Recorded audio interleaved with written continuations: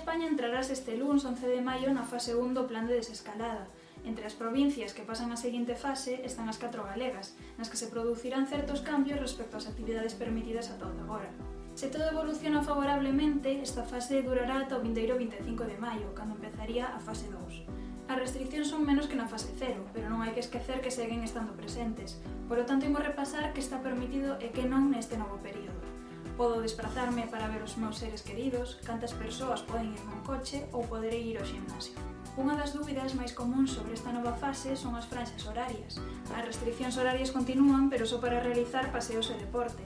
Recordemos tamén que aqueles núcleos de poboación que teñan menos de 5.000 habitantes non teñen que respectar as diferentes franxas, senón que poderán sair entre as 6 da mañá e as 11 da noite. En principio, as novas actividades permitidas poderán realizarse independentemente dos horarios.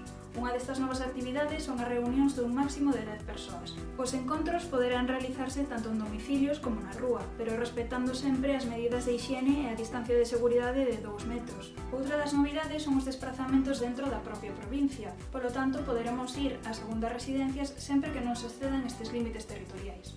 E falando de desplazamentos, xorde a dúbida de cantas persoas poden ir no mesmo coche.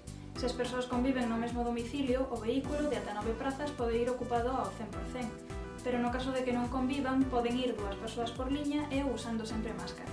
Nos velorios e enterros permítese un máximo de 15 persoas en caso de que se realicen en espazos ao aire libre, pero o límite pasa a 10 no caso dos espazos pechados.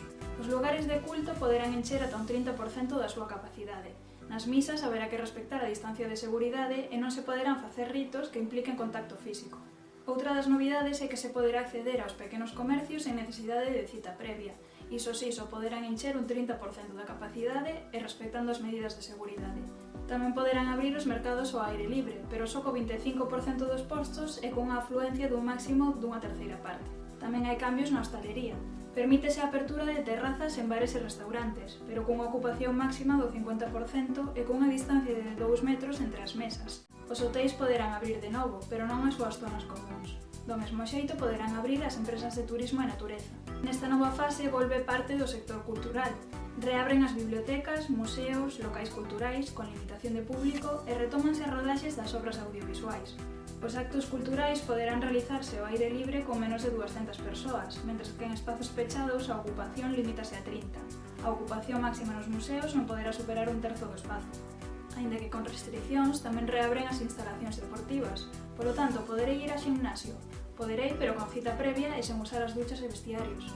Polo de agora, as viaxes entre provincias continúan prohibidas e recoméndase facer teletraballo na medida do posible. E, por suposto, segue sendo fundamental respectar as medidas de seguridade e de hixiene. Pouco a pouco achegase a nova normalidade, pero para que iso ocorra non hai que esquecer que hai que ser prudentes.